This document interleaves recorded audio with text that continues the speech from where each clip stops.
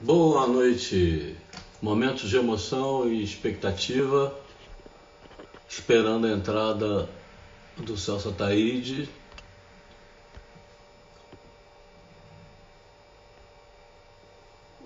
Ó, eu vou tentar marcar aqui, que eu nunca consigo. Foi embora. Marca, pô. Foi embora. Não consigo marcar. Celso Ataíde vai ser uma entrevista complicada e simples, porque conheço ele há um tempão, quase 30 anos. Fixar comentário, consegui. Só falta o cara entrar. Ele que vai contar a história dele, mas é um menino de favela que virou hoje um empresário, mas antes de tudo, e até hoje é um baita de um ativista social, que a CUFA tem feito nessa pandemia mais do que muito governo, bem mais que muito governo e com honestidade. Mas acho que a coisa mais importante antes da gente chegar nas realizações dele é a história de vida dele, que é uma coisa que eu conheço bem, mas eu vou querer que vocês conheçam, que é uma coisa empolgante. Mostrar como é que alguém consegue ficar no limiar do crime e virar hoje um cara super do bem. Agora, para ser do bem mesmo, ele tem que entrar.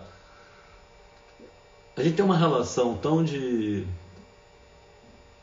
implicância, brincadeira, molecagem com o outro, que é capaz de ele estar armando para mim e não entrar. Alguém viu ele por aí? Não. Outra coisa, ele tem mania de falar metendo o dedo na cara da pessoa. Eu já falei para ele que se ele meter o dedo na minha cara, eu não vou poder puxar o dedo, como é que eu faço normalmente, mas não sei como é que eu faço. Celso, cadê você? Eu vim aqui só para te ver. Ele falou que estava pronto, pô. Tá sem conexão, Celso? Fala alguma coisa. Quem tá aí tá com áudio, tá ouvindo direitinho. Eu tô bem. Tô bem iluminado. Alguém fala aí alguma coisa. Nem sei se eu tô no ar. Tem vários coraçõezinhos. Celso. Tá armando isso pra mim, Celso? Eu vou dar troco, hein? Vou aqui no WhatsApp.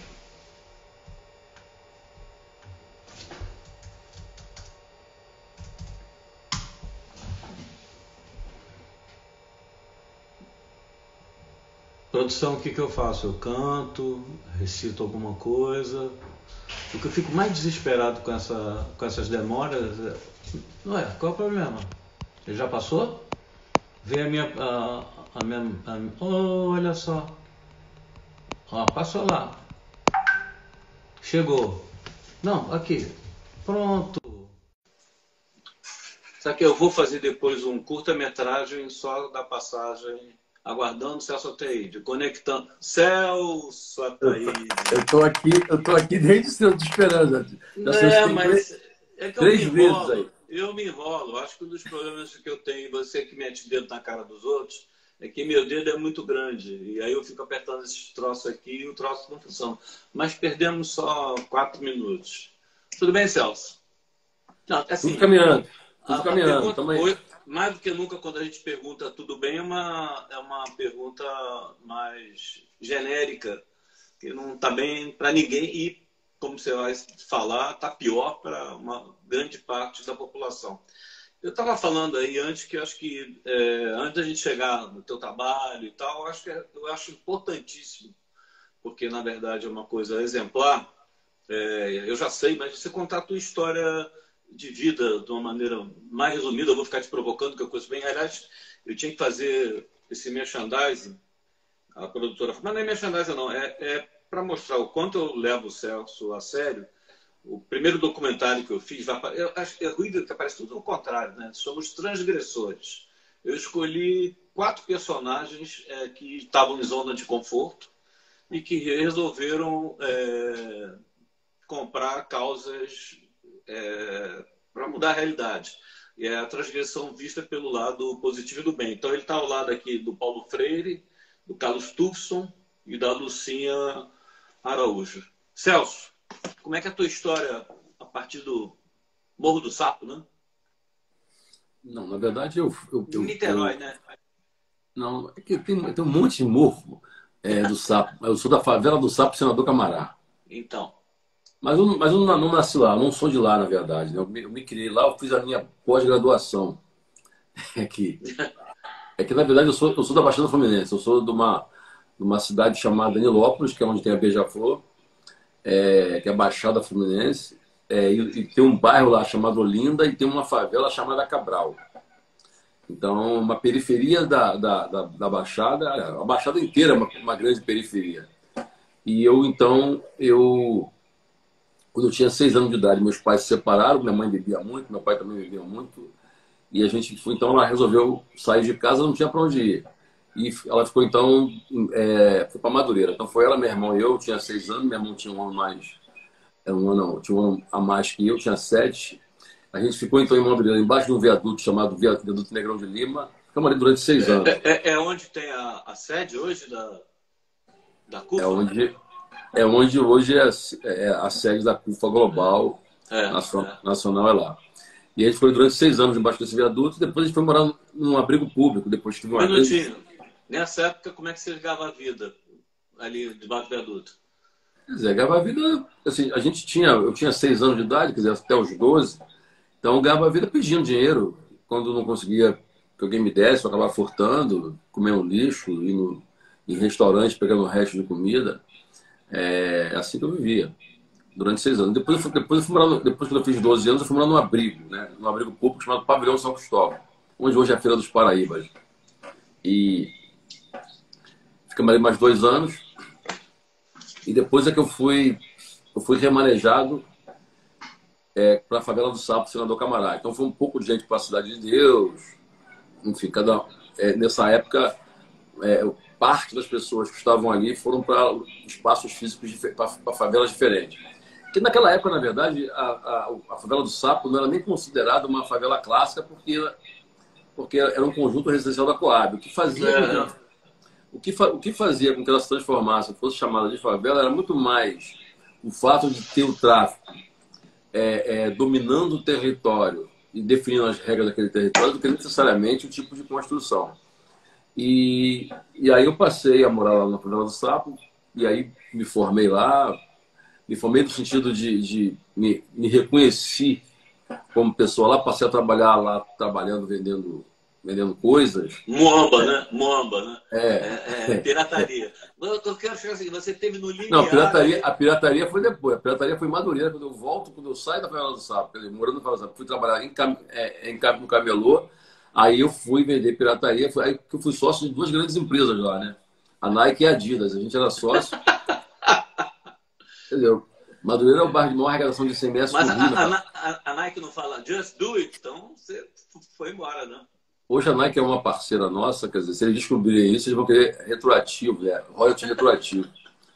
E a gente, então, a partir dali eu começo a fazer umas festas para os camelôs, e aí que é onde começa, nessa festa, começa o baile do Viaduto de Madureira, que é o baile de charme, que nada mais era do que a ideia de fazer uma festa para reunir os camelôs. Só que na saída do Império Serrano, da Portela, as pessoas começaram a não ter para onde ir e iam lá para debaixo do viaduto. E virou uma grande festa. A Regina Casé, logo em seguida, em 94, ela fez um filme chamado Laicá, em que ela era uma camelô em Madureira e que namorava um cara desse baile, enfim. E a partir dali eu começo, então, a fazer o baile charme. A partir do baile charme eu passo a fazer hip hop. A partir daqui do hip hop eu passo a voltar para São Paulo, monto um selo e passo a trabalhar com um cara chamado William Santiago, que tinha naquela época um selo de gravação, que tinha gravado o Racionais MCs. Então eu passo a trabalhar com o Racionais MCs, distribuindo um disco deles e viro empresário do Racionais, com quem eu trabalhei durante anos. E depois eu começo a... Mas aí já é tua vida, digamos, profissional. Não teve um período aí do bagulhão, de você estar, assim, claro, como é que eu diria, flertando com o tráfico? Como é que é a história do bagulhão na tua vida? Bagulhão, né? Bagulhão é o RL, né? RL, que o nome dele, na verdade, era Rogério Lengruber. Que era o líder da favela que eu morava, que é a favela do Sapo, Senador Camará, que é conhecida como berço do crime. Então, quer dizer, quando as pessoas falam hoje, quando você vai em qualquer favela do Comando Vermelho, é sempre CVRL, Comando Vermelho Rogério Lengudo. Ah, ele tem esse peso, né? Que é o fundador do Comando Vermelho. Quer dizer, ele foi o cara que fundou o Comando Vermelho. Então, todos os jogos de futebol que tem em presídio é sempre campeonato RL, torneio RL. E mesmo os moleques que fazem parte de facção criminosa, eles sempre falam RL, mas eles não sabem o que isso significa. Mas RL era o bagulhão, que era como ele era conhecido no Sapo, e que ele morou lá, e lá foi onde ele fundou a facção Comando Vermelho. E eu trabalhava para ele nessa época, quando eu era moleque, eu tinha 14 anos. Mas o que? Avião vendendo droga? Não sei, é crime hoje, depois. Já prescreveu, né? Não, mas já prescreveu, já prescreveu. Enfim, trabalhava para ele numa rinha, em primeiro lugar. Ele tinha uma rinha que não era de galo, era de gente, o moleque brigava. Eu brigava na rinha dele quando eu cheguei na favela do Sapo. Depois, como eu apanhava muito, eu passei a servir café, cigarro pro pessoal, não brigava mais. Depois eu passei a fazer outros tipos de trabalho para a família. Não só eu, um monte de moleques, né? E também era um charme também você trabalhar pro cara, porque assim, era a maior instância de poder da favela e era uma forma também de proteção que a gente tinha quando moleque. E eu me lembro uma época que ele era comunista, ele dizia que a gente... Não, deixa eu interromper. Eu puxei a questão do bagulhão, não vou fazer o menor elogio da criminalidade, mas parece que foi ele que deu a noção de consciência política para uma garotada. Não teve esse lance, não? Na verdade, quem dava a condição de consciência política eram os presos políticos que ficavam com ele, né? Então ele meio que retransmitia esse recado. Quando havia, na verdade, os movimentos contra os militares no Brasil, quem ficava no Rio de Janeiro, que eram hoje seriam equivalentes aos black blocs, que eram os movimentos revolucionários, como o MR8, VAR Palmares, ALN, então aquela juventude que fazia a universidade, que é quem tinha acesso à universidade, é quem conhecia Che Guevara, que é quem conhecia Fidel Castro, quem falava um pouco sobre revolução. Quer dizer, o proletariado não sabia o que era isso. A gente não tinha acesso à universidade. Meus pais, os pais das pessoas não tinham acesso. Quem era de baixa renda não tinha acesso à faculdade. Então, as informações vinham muito picadas.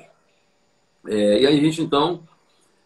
e aí o governo começa a ameaçar aqueles jovens que protestavam nas ruas do Rio de Janeiro, que elas seriam presas, não mais no exército, como elas eram normalmente, mas seriam presas nos presídios mais perigosos do Estado. E na época o mais perigoso que tinha era a Ilha Grande, onde estavam os presos mais perigosos.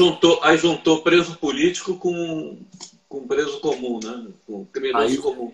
O governo ele realmente fez cumprir o que havia prometido, prendeu aqueles jovens estudantes que faziam as manifestações nas ruas contra o governo militar, contra a ditadura.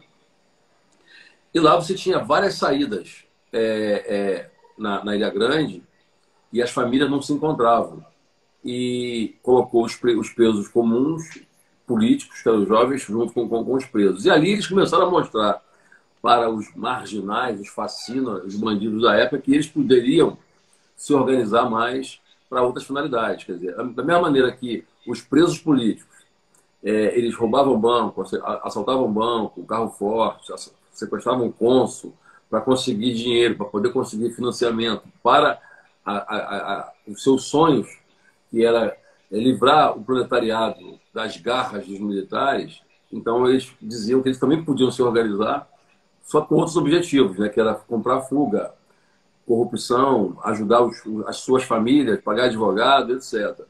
Era a maneira que os jovens presos tinham de também mostrar algum tipo de conhecimento e não ser bulidos pelos presos convencionais. E aí eles começaram a ganhar espaço e propuseram uma greve de fome para poder mostrar que eles tinham técnica. E a técnica que eles tinham era o código de barra, que era o toque de parede. Através do toque de parede eles faziam uma comunicação que eram práticas que eles aprendiam em guerrilhas urbanas. Muitos desses jovens eram filhos da classe média que iam para Cuba fazer curso de guerrilha urbana, por exemplo. E voltavam com uma série de técnicas, né? E aí eles puseram também muito em prática dentro da Ilha Grande, dentro do presídio convencional, um pouco dessas técnicas que eles tinham. E os presos tinham medo de fazer greve naquela época, porque falavam, se a gente vai fazer greve, a gente vai morrer de fome, quem é que vai acudir a gente aqui? É tudo que eles querem, que a gente morra. Só que aí disseram para ele que existia a Anistia Internacional, existia uma série de organismos de direitos humanos, eles não tinham nem ideia disso, que era isso, que isso podia funcionar. E aí os jovens começaram a fazer a primeira greve de fome que eles fizeram na Ilha Grande foi através de toque de parede, que era o código de barra. E aí o sistema percebeu que tinha alguma coisa acontecendo diferente ali. E o que tinha acontecido era nada mais do que os meninos revolucionários, os movimentos revolucionários já tinham ensinado os presos comuns que eles podiam se organizar através de conhecimento e etc. E aí eram os livros vermelhos que eles passaram a ler. Ou seja, então, é comando vermelho porque os livros que eles liam eram livros basicamente de Lenin.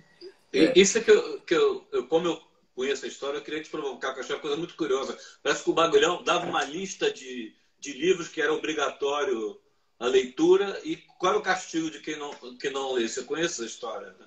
Né, o seu Rogério, como eu chamava ele, o Bagulhão, o RL, ele não é que ele fazia isso com frequência, né?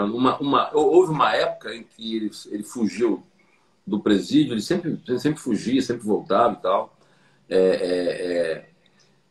Ele fugiu do presídio, ele veio com um monte de livros e ele juntou um monte de meninos lá e tal que trabalhavam para ele, eu era um deles, e que a gente tinha que ler o livro que ele dava, e quem não conseguisse ler o livro, depois de 6 meses, ele ia fazer arguição, quem não conseguisse responder as perguntas ia tomar tiro na mão.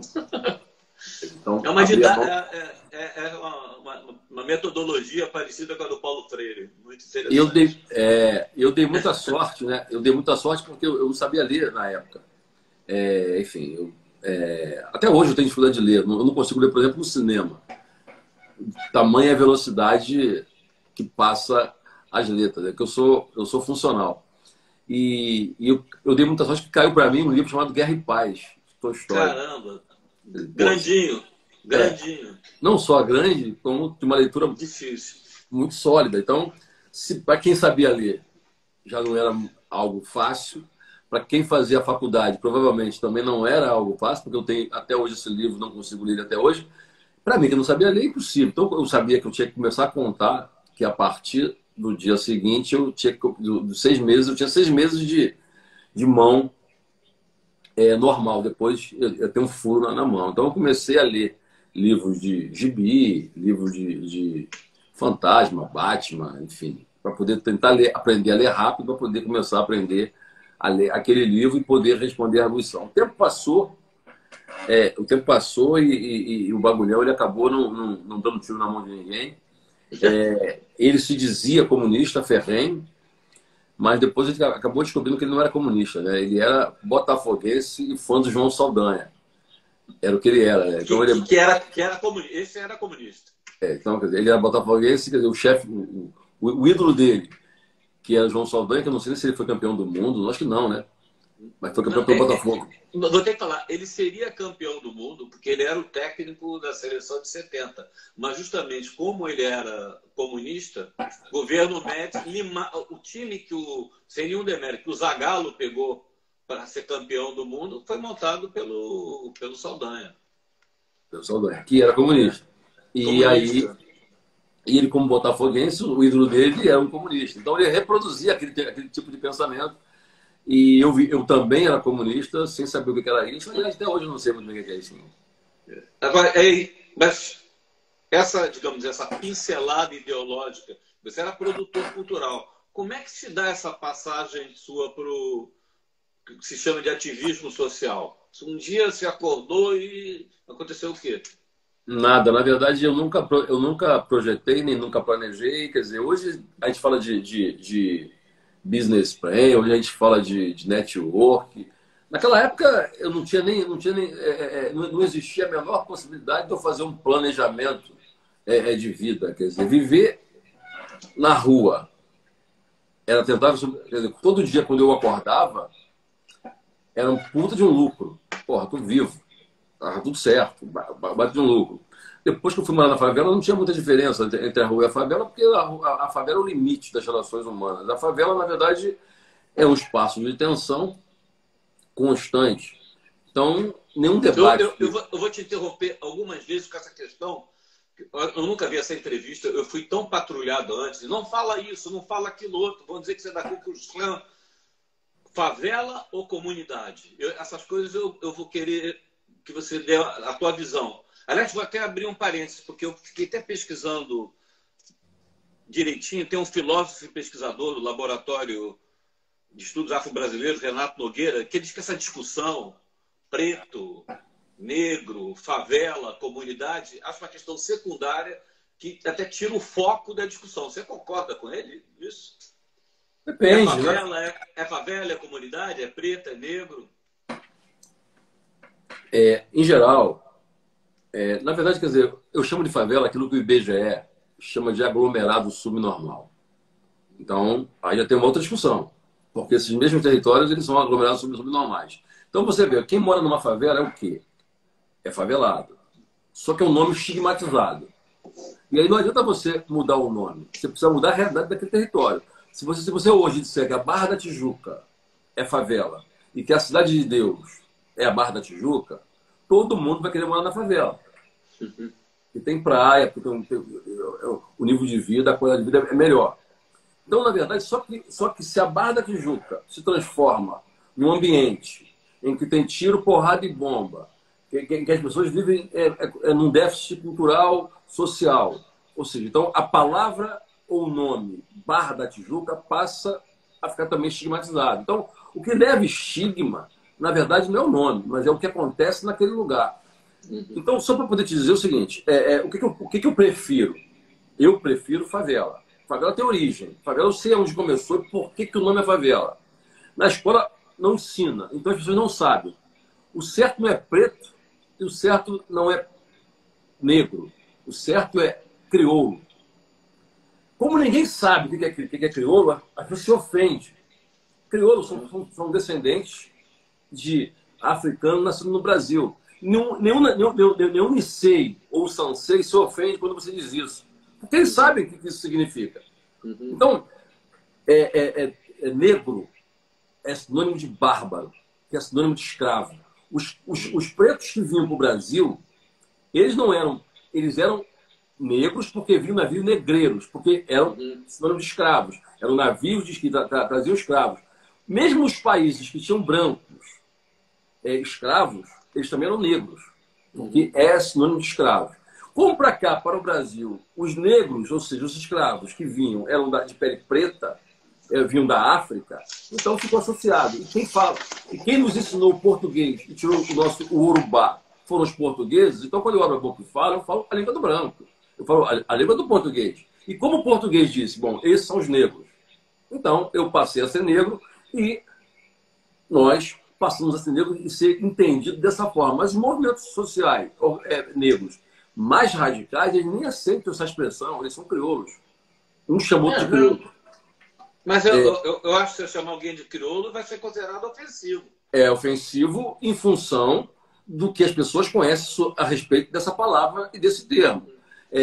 E aí tem muito a ver com a história. Quer dizer, você vai ver muitos pretos hoje, às vezes até com uma foto do Adolfo Hitler em casa. Mas você não consegue ver um judeu. Então, a gente idolatra, seja...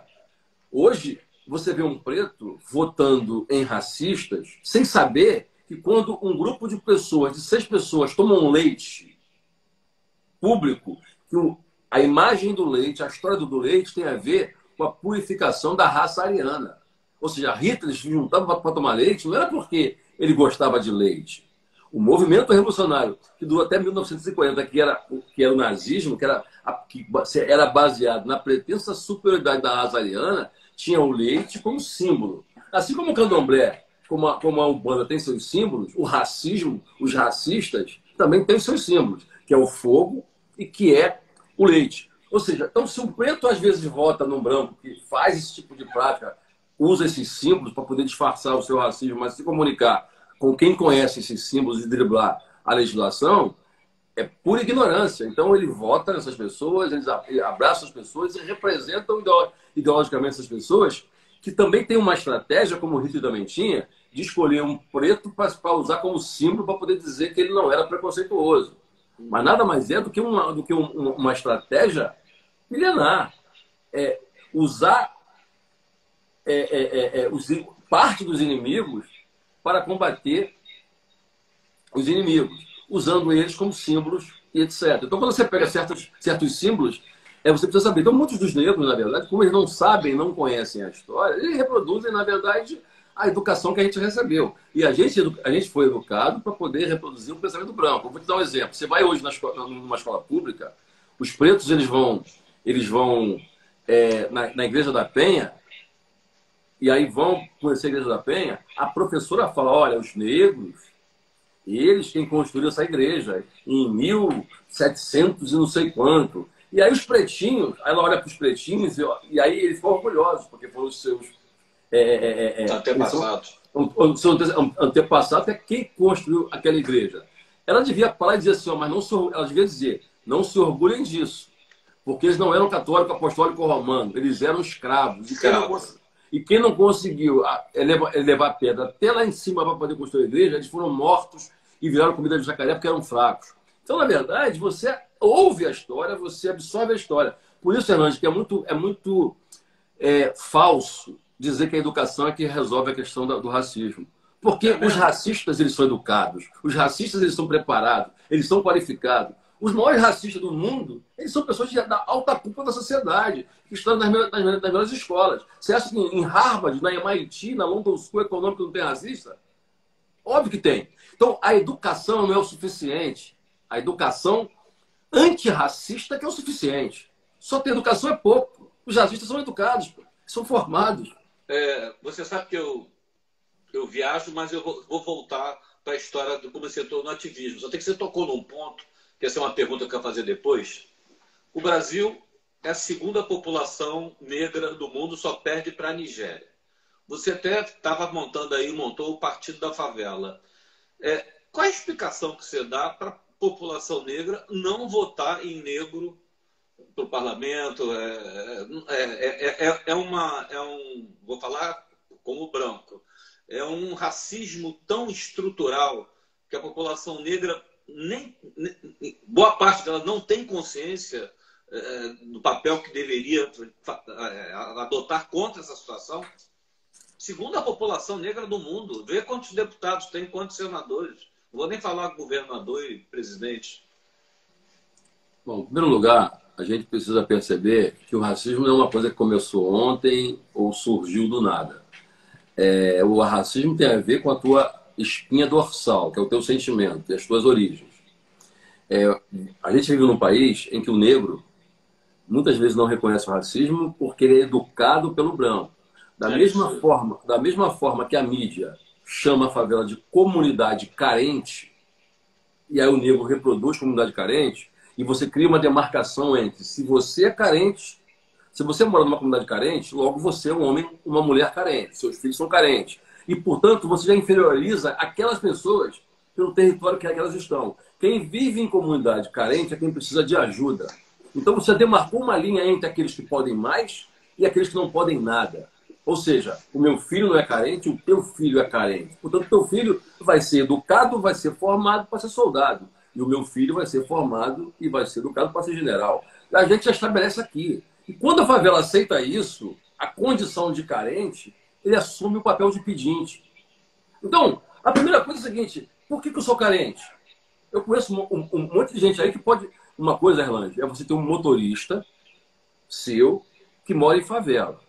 Você assina a carteira dele e ele paga imposto. Ele pega esse dinheiro, que é R$1.000, R$1.500, e ele vai no açougue e paga imposto. Ele vai assistir o jogo do time dele jogar, ele paga imposto. Ele pega um ônibus, um metrô, uma barca, ele paga imposto. Ele paga imposto de tudo. Portanto, essa pessoa que ganha um salário mínimo, ele não é carente, ele é um profissional, ele é um trabalhador que tem renda baixa em relação à sua. Eu vendo o Carnê do Baú da Felicidade e você é o Silvio Santos. Ok, eu não sou carente por conta do fato de eu ser um vereador ser um vereador do Baú da Felicidade, do Carnê. Eu tenho baixa renda. é outra coisa. Carente era o Celso, quando ele morava num abrigo público e o Estado ia lá alimentava ele. Pô, como é que eu faço a Taça das Favelas e os 96 mil jovens que jogam estão de chuteira da Nike? A mãe lava mais roupa para fora, o pai faz mais segurança. Ou seja, que carência é essa? Não são carentes. As favelas, elas mobilizam hoje 119 bilhões por ano. Caramba. O que você sempre fala que favela é potência, né? É uma frase minha. Favela não é carência, favela é potência. Ou seja, só que se você for ficar pensando na carência daquelas olhando aquelas como carentes, isso é uma coisa. Mas se você for olhar o quanto elas são resilientes, o quanto elas são potentes, você vai perceber, na verdade, que isso também existe. Então, o que você quer ver? Então, a primeira coisa, e aí a questão do pôr do negro elas também se parece, é quando você aceita a condição que estão te colocando. Eu vou te dar um outro exemplo. A mãe do MV Bill, ela brigava comigo porque o Bill cantava música que falava palavrão. Você me lembra. Ou seja, a mãe dizia, mas o Celso, mas o Bill, ele não vai falar palavrão na música. Como é que ela dizia que ela queria que ele cantasse e falava o nome errado de quem? Não, ela dizia assim, ó, Celso, meu filho, que é o MV Bill, ele tem que cantar igual aquele menino. Qual menino, dona Cristina? Aquele menino, Celso. Qual menino? O Gabriel Pescador. Quer dizer, ela queria que o MV Bill fosse igual o Gabriel Pescador, essa era a referência dela. Ou seja, e pior, ela não queria que o Bill cantasse palavrão, e o Gabriel, naquela época, já tinha uma música que era assim. Palavrão. Filha da puta, filha da puta, filha da puta, filha da puta, filha da puta, filha da puta. Isso não é palavrão. Ou seja, isso na boca de alguém de um outro território não é palavrão. Então, ou seja, na verdade, a nossa espinha dorsal ela foi cortada, ela foi quebrada. Sabe por que os americanos são mais evoluídos do que os brasileiros? É porque eles são pretos do primeiro mundo. Esse é o primeiro ponto. Então, e aí uma coisa que é importante, sabe qual é a grande questão, na minha opinião, Elaine? Por que os pretos americanos conseguiram fazer as grandes mobilizações? Porque a lei permitia. Eram reverendos que faziam as grandes mobilizações. As direitas se juntavam e iam para a rua. No Brasil, 3 pretos juntos era prisão, era cadeia. A capoeira era proibida por lei até 1945. O samba era proibido. Quem queria professar sua fé tinha que ir para o mato escondido. E aí, da onde surge? Quem é ateu e viu milagres como eu. Ou seja, tu tem que macumbar, tu tem que fazer a tua lavagem espiritual no mato escondido. E aí isso vira os grandes barracões de candomblé. Quando o branco entra, ele faz o quê? Ele transforma... Aí isso vira carnaval. Quando o branco entra no carnaval, ele transforma aquilo numa coisa popular. Traz o seu network, traz os seus recursos. O primeiro ato dele, transformar os barracões em ateliê. Já vira outra coisa, porque o nome de barracão é coisa de preto. Então bota ateliê. Já parlé francês? O segundo ato dele é permitir que os pretos empurrem carro alegórico. Toda a riqueza do carnaval vai para os brancos. Sejam as empresas, sejam as grandes marcas, etc. O preto não ganha... É uma raridade hoje você ter uma rainha de bateria... Ainda que tenha uma rainha de bateria preta, etc. Mas a grande massa, que é quem construiu, que é quem desenvolveu, é quem morreu por conta disso. Os pretos eram presos, cujo único crime deles era estar com o pandeiro na mão. Então, quando você pega um país que há pouco tempo o racismo era lógica oficial, era lei, em que o país ele foi fundado dentro de um modelo escravocrata. Esse é o ponto. Quando você é contra, por exemplo, quando uma pessoa é contra as cotas na universidade, eu acho normal a pessoa ser contra. Agora, eu quero ver você ser, porque você... eu não matei ninguém, não escravizei ninguém, por que eu vou dar a minha vaga para alguém?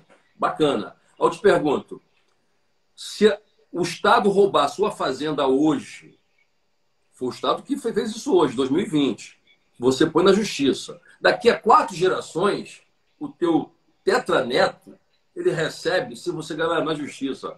Ou seja, o governo ele é obrigado a reparar um dano que ele cometeu ao Erlange há 100 anos atrás. Estou falando do Estado, não estou falando das pessoas. E veja, o Estado brasileiro, o governo brasileiro escravizou as pessoas, prendeu as pessoas, matou as pessoas, destruiu as famílias dessas pessoas, não permitiu que ela pudesse ler, que ela pudesse estudar, não permitiu que ela tivesse religião, perseguiam essas pessoas porque eram pretas.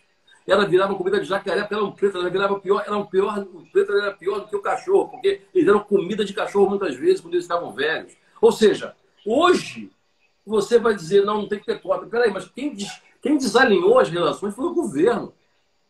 Não é porque aquele governo não existe mais, porque então é o seguinte, plano Bless, plano Collor, se o Collor ele foi deposto, então acabou? Não. Era uma responsabilidade de um governo. E, portanto, os próximos governos têm responsabilidade em repor o desequilíbrio que ele causou na sociedade e entre as pessoas naquela época. E isso não adianta o Papa, como ele fez, pedir desculpas e reconhecer que a Igreja Católica era a que mais detinham escravos. Ok, pediu desculpas. Mas e nós, pretos? A gente aceita as desculpas e continuamos dentro desse mesmo modelo em que hoje, quando eu olho para você, eu não sei se você é milionário, mas quando você olha para mim, você provavelmente ele não é milionário.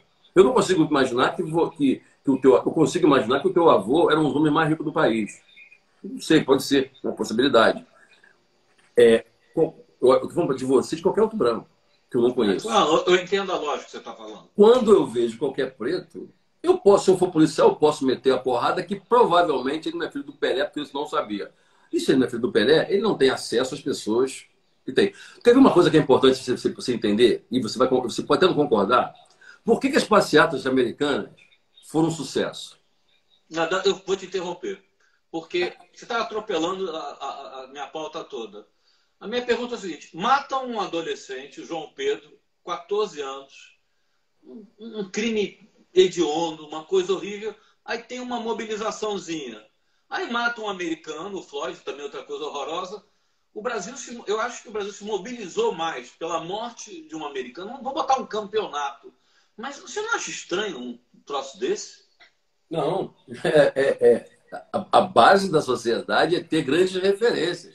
Os Estados Unidos é a referência do mundo, é a maior potência mundial, a maior economia, é o país mais rico. Assim como o Bolsonaro tem o Trump como referência, as madames brasileiras, elas não se orgulham de ir para Copacabana, elas se orgulham de ir para Nova York e para Paris. Portanto, são essas as grandes referências. Você não conhece campanhas eleitorais dos países, você conhece dos grandes países. As eleições americanas, elas são muitas vezes do mesmo tamanho a nível de exibição do país que está publicando isso. Então, você não conhece. Então, os americanos são referência, ponto.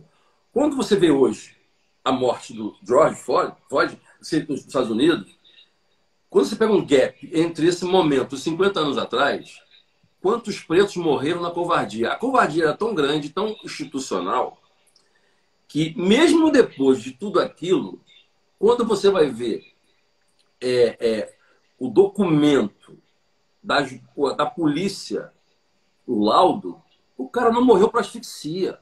Ou seja, não foi asfixia. Ou seja, é muita consciência de que eles, na verdade, podem matar e está tudo certo. Porque é institucional, todo mundo vai defender. Qual que é a grande diferença? Então, isso é uma coisa. Então, se o holofote americano é como é o holofote do Rio de São Paulo em relação ao país. Quer dizer, morre gente no país inteiro todo dia, de fome, de tudo. Mas se morrer no Complexo do Alemão ou na Rocinha, a vida dessas crianças que morrem nesses lugares tem muito mais valor. A nível de mídia, a nível de repercussão. Então é natural que os Estados Unidos também impactem isso. Agora tem uma questão que eu acho que é relevante e que eu discordo. Nenhuma passeata pode ser violenta. Eu repudio qualquer tipo de violência em qualquer manifestação pública. Eu vou ter que te interromper, porque eu ouvi uma coisa meio cruzada, que todo mundo fala, Martin Luther King, a movimentação pacífica. Eu estou longe de mim pregar violência, bandeira e tal, mas eu ouvi alguma coisa algo parecido com o seguinte: o caminho pacífico não está resolvendo. É isso aí? Na verdade, eu repudio qualquer tipo de manifestação violenta.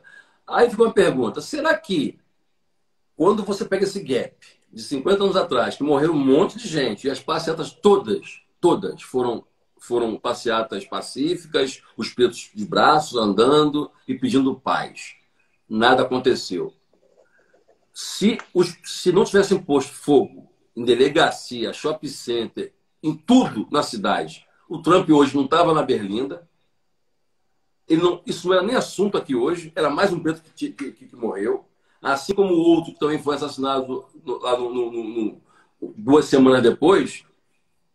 Ninguém fez nada, portanto, passou batido. Foi mais um morto. Mas o fato é, Dois pontos são importantes. Um, que houve uma manifestação violenta, tacaram fogo na delegacia, soltaram o preso, pintaram o diabo, e aí quem tem padaria passa a exigir mais do Estado para não morrer na covardia, porque vai ter repercussão e vai ter violência, vai ter resposta. Se eu sei que os pretos não vão fazer nada, então tá morrendo preto, meu filho, a minha família não tem preto, então isso é um problema deles. Então, isso é uma coisa. E isso dá repercussão, e aí é preciso se posicionar. Mas aí tem uma coisa que é mais relevante ainda, e que fez com que o Trump ficasse na berlinda. Quando os pretos foram para a rua e quebraram tudo, era óbvio que era só chamar a polícia, baixar-lhe a porrada de todo mundo, porque era um bando de bandido que quebrou na cidade, e isso não se justifica. Tá tudo certo. Só que a grande diferença dessa passeata para todas as outras que já aconteceram na história é que mais de 50% da passeata eram brancos. Brancos. E aí eu te pergunto, quando a sociedade vê os pretos apanhando na rua e passeata, ela se sente aliviada. Mas quando a sociedade vê os brancos, jovens, apanhando da polícia, aí ela sente a dor. E aí a sociedade já passa a se incorporar na passeata, porque são os seus filhos que estão apoiando, são eles que estão apanhando da polícia e são eles que vão ser presos. Você imagina se os black blocs fossem brancos no Brasil? Não tem um black bloc preso. Eles quebram branco, eles fazem o diabo. Eles acabaram com o 7 de setembro e avisaram que iam acabar. Puxaram o rabo do cavalo. Bomba, acabaram com o desfile de 7 de setembro no Rio de Janeiro. Ou seja, se imagina se fosse uma porrada de pretinho da Cidade de Deus, black bloc, indo para a rua quebrar banco. Esquece. Pode matar, inclusive, porque eles representam uma outra coisa. Então, a fase do racismo está explícita nesses ambientes. E aí, falando desse menino que morreu agora há pouco tempo, que é o Pedro, na verdade, há 50 anos está morrendo um monte de Pedro e Marias. E o que acontece? O roteiro ele é muito simples. As pessoas choram a morte do filho, manda fazer uma camisa com a foto dele, vão para Copacabana pregar lá umas coisas, vão para o cemitério, choram, fazem uma manifestação, no máximo, e vão para casa. Eu te pergunto, se incomoda quem? Se incomoda quem? Ninguém. Então, assim, é óbvio que uma manifestação violenta a gente não pode aceitar. Mas uma manifestação... Aliás, o volume de manifestações pacíficas é que não vai resolver. Que é diferente de você fazer manifestações pacíficas para tirar o Collor de Mello, que não tem um recorte racial, étnico e territorial. Agora, quando é para defender preto, só você vê, na verdade, historicamente, quem é que faz parte dos movimentos negros. Quem faz parte do movimento negro são os pretos, não são os brancos. E eles lutam por direitos. Aí é onde entra a grande diferença, que é a tua resposta. Os pretos, eles são maioria na sociedade, eles são de 118 milhões de pessoas. E eles são invisíveis porque eles são uma grande junção de pessoas que estão em territórios onde as pessoas e essa cidade não está presente. São as favelas, são os guetos e periferias. E aí os pretos parecem que são invisíveis. E aí é onde entra a responsabilidade. Se você é 118 milhões de pessoas, se você é a maioria da sociedade, você não pode lutar por direitos. Pô. Você tem que lutar por poder, porque o poder foi feito para a maioria. Isso é legítimo. Então, enquanto a gente se comportar como minoria, os brancos vão continuar dando gargalhada, igual o Trump deu gargalhada quando começou a passeata dos pretos. E agora ele está preocupado com os resultados que está sendo produzido porque os brancos se juntaram. Ô Celso, eu quero trazer, ainda nesse caminho de comparação, que é um episódio que você trouxe para mim e que queria que você comentasse, que eu acho que reforça a questão do racismo estrutural. Nos Estados Unidos, eu me lembro que você descreve uma cena que você foi, não sei se por causa do documentário maravilhoso, que é o Falcão, Meninos do Tráfico, em que tinham 2 velórios. Numa capela, tinha um jovem PM negro, a família chorando, desesperada, e na capela do lado tinha um jovem negro aparentemente ligado ao tráfico. E aí a gente pensou a hipótese deles terem se matado num confronto. Por que eu quero chamar a atenção? Nos Estados Unidos, é policial branco matando negro. No Brasil, acaba acontecendo essa coisa perversa. Você vai ver, boa parte da PM é negra, né? Não acontece, não é muito doido esse troço? Sim, na verdade, quando você tem um irmão que joga no Flamengo e o outro que joga no Fluminense, a condição de irmão, de origem, era esquecida. Aí é você defendendo, na verdade, a instituição e a lógica que você está representando. Quando os pretos eles são da favela, eles ficam mais espertos, os partidos políticos vêm e colocam ele porque eles capturam votos. Mas não capturam votos para poder firmar a sua ideologia, o seu pensamento. Mas acabam que eles acham que vão fazer isso. Mas na prática, eles vão capturar votos para eleger as pessoas que são prioritárias naqueles partidos. Ou mesmo quando eles são eleitos, eles, na verdade, atendem a necessidade dos senhores feudais, que são os chefes de partidos que não são pretos. Isso acontece na polícia. A polícia ela é racista por natureza. A polícia ela nasceu para ser repressora. Ela usa coturno, ela usa farda, ela usa cinto, ela usa todos os elementos que sugerem repressão. Então, ela tem uma imagem repressiva para todo mundo, para criança, para adulto, para rico, para pobre. Ela é repressora. O que ela representa é isso. Quando ela vai para a favela, ou quando ela vê os pretos, existe um componente social aí que ela sabe que essas pessoas não representam perigo e essas representam perigo. Aí entra aquele olhar que eu estava falando aqui, se eu sou um policial e te dou uma dura na rua, eu vou com jeito. Eu te dou boa noite, porque você não me representa muito perigo. Só que quando eu estou em determinados territórios que já são tensos por natureza, porque também tem crime mais avolumado, crime no sentido de ter fuzil, etc., eu já vou com um pouco de medo, ou muitas vezes com muito medo. E me deparo com meus pares, que são aqueles meninos pretos e brancos, que eu sei que os pais são pobres.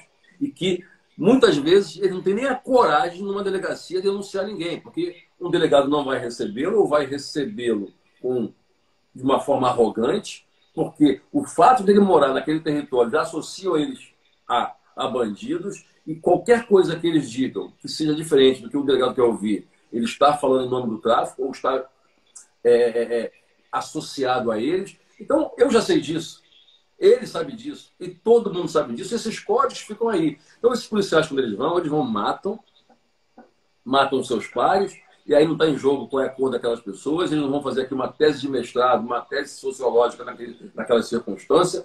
Eles matam, inclusive, para poder fazer média com os brancos que fazem parte da sua corporação ou dos brancos que fazem parte da sua guarnição, para demonstrar para os seus coleguinhas brancos que ele não dá mole, não, que não tem papo de ser preto também, não. Mas na prática, são fruto da mesma árvore, são burros, porque eles estão simplesmente amando de uma elite, reprimindo a partir da lógica de uma elite que é viciada também, que é drogada também, e que sorri e dá gargalhada disso tudo. Então, acho que a primeira... Então, fazendo um paralelo em relação ao que você falou, isso foi na Cidade de Deus. Eu estava fazendo um documentário que era Falcão, o Menino do Tráfico, e eu fui ao enterro de um menino. Essa história. E estava eu e o Feira fazendo esse enterro desse menino. Então, estava a família dele chorando, que eu quero meu filho de volta, eu quero meu filho de volta. E eu fiquei ali. Eu não aguentava ver mais aquela imagem da gente filmando aquilo. Eu fui para uma outra área do cemitério, que foi no Jardim da Saudade, na Sulacap, e tinha lá uma outra família também chorando e tal, não sei o que, de brancos e tal. E aí eu... Beleza. De pretos também. De pretos. Não, por isso que eu me lembrei que eram duas famílias. E era a mesma imagem. Só mudava o nome, mas eram duas mulheres pretas, mais ou menos 60 anos, etc. E aí chorou na morte do seu filho, com um monte de gente preta, não sei o que, etc. E tinha outros enterros também, de brancos, etc. Por isso que eu confundi aqui. Capelas diferentes ali. E aí eu perguntei para um cara que estava perto de mim, olha como é que é o preconceito na minha cabeça, tá? Eu perguntei pro cara, falei assim, pô, irmão, morreu de quê? Eu falei assim, pô, morreu de tiro. Eu falei, pô, eu perguntei, qual que é a facção dele? Ele, facção? Eu falei, Polícia. O cara, não, ele era policial militar, sargento da polícia. Aí eu falei, puta merda. Ou seja, eu acabo sendo também contaminado com essa atmosfera. Ou seja, o fato do cara ser preto, tá sendo enterrado, não ter sido de tiro, eu já aprendi qual era a facção do cara. Isso faz parte da minha cultura. Eu vou te falar uma outra coisa, como é que a gente é pego nisso. E aí é onde os policiais também são. Eu estava fazendo um videoclipe do MV Bill e fui para edição do videoclipe. E era numa empresa bacana e tal, o pessoal tudo fumando baseado. Umas 10 pessoas fumando baseado e tal, skunk, não sei o quê, todo mundo sorrindo. Aquilo para mim era uma bobagem, era como se tivesse um pedaço de pão na mão. Quando eu pego o MVB, eu levo ele para casa e deixo ele na Cidade de Deus, um monte de moleque tudo fumando maconha. Aquilo para mim era agressivo. Ou seja, veja, a mesma maconha que estava na boca de algumas pessoas que eram playboys há meia hora atrás, não tinha nada de agressivo. Agora a maconha na boca dos meus próprios pares, da minha cor, eu acho aquilo agressivo.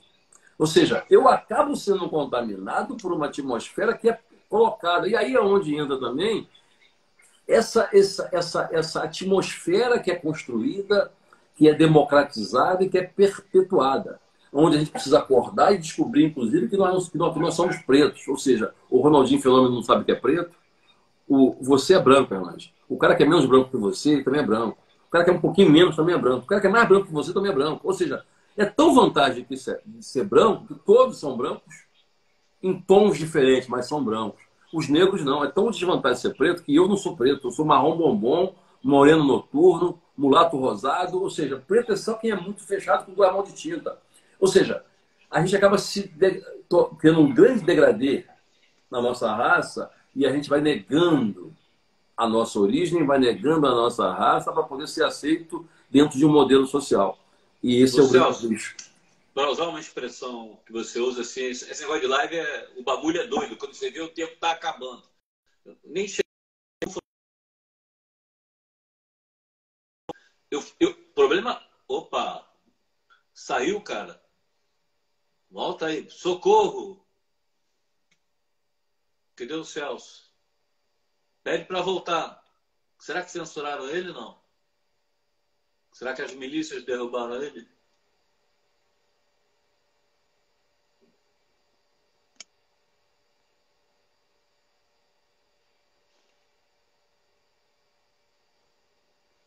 Voltou?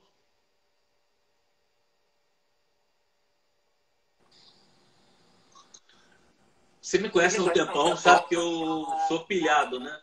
Eu fico numa situação de muito constrangimento, porque assim, o tal do lugar da fala, assim, tem manual de como é que branco, porque assim, eu sou branco e sou antirracista. E aí eu não posso participar. Como é que eu posso fazer? No lugar da fala, eu fico um pouco irritado. Porque para mim está na categoria de direitos humanos, para mim tanto faz se é negro, se é gay, é mulher. Assim, eu não admito agressão a direitos humanos. E não posso me manifestar. Tem até um manual. Qual é o papel do branco na luta antirracista? Não querer ser protagonista do discurso. Porque nesse debate vocês não são protagonistas, vocês são coadjuvantes. E se colocar nesse papel. Que é muito bacana o branco se dizer que eu não sou racista, que eu sou antirracista, mas na sua prática, nas suas relações, isso não está posto. Então, assim, ó, uma coisa é não ser racista. Outra coisa é se colocar ou se dizer não racista. Então, eu acho que a primeira coisa que as pessoas precisam fazer é como eu fiz em algum momento da minha vida, em que eu achava que eu não era negro, e depois eu me descobri como negro. E passei a me posicionar como negro. Mas eu descobri isso depois de grande. Eu não sabia que eu era. Então, é preciso você se enxergar como tal. E depois é preciso você agir como tal. Eu não gostaria, você como branco, que você falasse meu nome. Você pode ser meu sócio e falar como meu sócio em 50% ou em 90%. Você pode ser meu marido e você falar como chefe da minha família e como co-chefe da minha família. Você pode ser minha mulher e ser branca e falar como co-chefe da minha família. Você pode ser meu afilhado e eu vou te amar intensamente. O que eu não posso permitir é que você tenha mais direitos do que o meu filho. O fato de você ser branco já faz você não ter direito de falar em meu nome. Ponto. Fala em meu favor. O fato de você ser branco, se você tiver consciência de que você é branco e de que você tem vantagem na sociedade em relação à tua cor, e você olhou os números e viu, você pega um homem da sua cor ou de qualquer idade, e você pega qual é o valor que ele recebe, as oportunidades que ele teve na história dele, com pessoas que estudaram nas mesmas escolas, que têm as mesmas idades e que têm a mesma função. Eles vão ganhar sempre 5 vezes menos. Será que é por acaso? Ou, na medida em que... Eu vou te fazer uma pergunta. O branco, para ele é muito difícil ser coadjuvante, porque ele não nasceu para isso, ele não foi educado nisso. Não, olha só. Óbvio que eu não quero ser protagonista. Eu não estou falando de você... Mas como eu posso... Não. Mas eu quero saber como é que eu posso ser um aliado. Não quer? Eu vou te dizer. Para ser aliado, a primeira coisa que você precisa entender, e você e qualquer branco precisa entender, é que vocês têm vantagem. Se vocês me disserem que não somos todos iguais, isso é racismo. Isso é mentira. Quando o homem vai à lua, vocês falam, o homem foi à lua. Agora, quando foi um preto à lua, agora primeiro o negro é à lua. Porque o homem tinha ido. E porque vocês não nos respeitam como um homem comum. Se nós fôssemos iguais, como muitos brancos dizem, por que vocês brancos põem na mídia que Barack Obama é o primeiro negro? Peraí, se somos todos humanos, tá falando de Barack Obama por quê? Ele é mais um presidente da República. Mas subiu o assunto mundial. Ou seja, o racista não é aquele que é maldoso. O racista é aquele que é. É aquele que vê as pessoas pela sua cor de pele. É aquele que vê as pessoas e dá valor às pessoas. Aliás, que vê não, porque nós somos diferentes mesmo. Aqueles que valorizam as pessoas pela cor da pele dela. E ele não necessariamente não sabe. Eu vou te dar um outro exemplo antes de voltar aqui nesse ponto. O evangélico, ele diz que ele é democrático também. Olha, eu tenho respeito à religião de todo mundo. Mas a prática principal dele é exorcizar quem é de Umbanda. Ou seja, então não existe respeito à religião de ninguém. Não existe, apesar de dizer que respeita, não existe respeito nenhum. O papel dele fundamental é exorcizar o outro. Ou seja, então é natural que ele não empregue uma macumbeira, uma espírita, para tomar conta do seu filho, se ele entende que ela está com o diabo no corpo. E vai entregar o seu filho ao diabo. Então, ao mesmo tempo que eu respeito isso, porque se tem essa convicção, então é natural que você não entregue o teu filho a alguém que você acha que está com isso. Então tem sentido. O que não tem sentido é você dizer que você não tem preconceito contra essas pessoas, já que você também acha isso. Então, o branco, em primeiro lugar, qual é o papel dele? Ele quer ir para o samba, como você acabou de falar aqui agora, como é que eu posso ajudar? Traz o teu dinheiro, que é o que os brancos têm, são eles que são donos de banco, são eles que são donos das grandes empresas, são eles que são donos do mercado, são eles que estão nas agências de publicidade, são eles que definem as regras. Como é que eu posso ajudar? Traz o teu network, traz os teus recursos. Agora, não queira levar, como levar o samba, o rock e tudo o que a gente constrói, como contrapartida. Porque você querer vir para cá, aí você fala 5 idiomas, eu não falo nenhum, porque nem na faculdade eu fui. E aí você não quer ser coadjuvante. Peraí, você quer vir para cá, tu traz tudo que você construiu.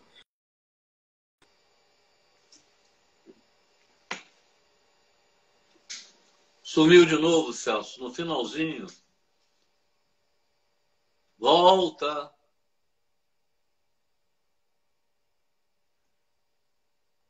Ai, caramba.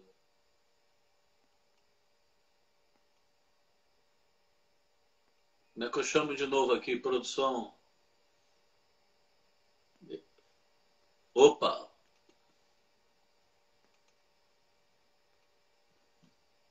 Acho que vai.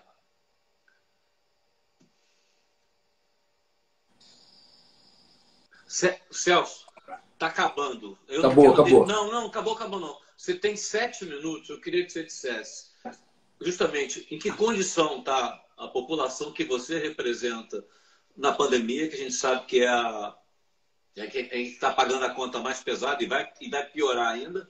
E como é que a CUFA está agindo nessa história aqui que ela já realizou, que eu acho importantíssimo esse protagonismo. E espero que o tempo dê para você falar.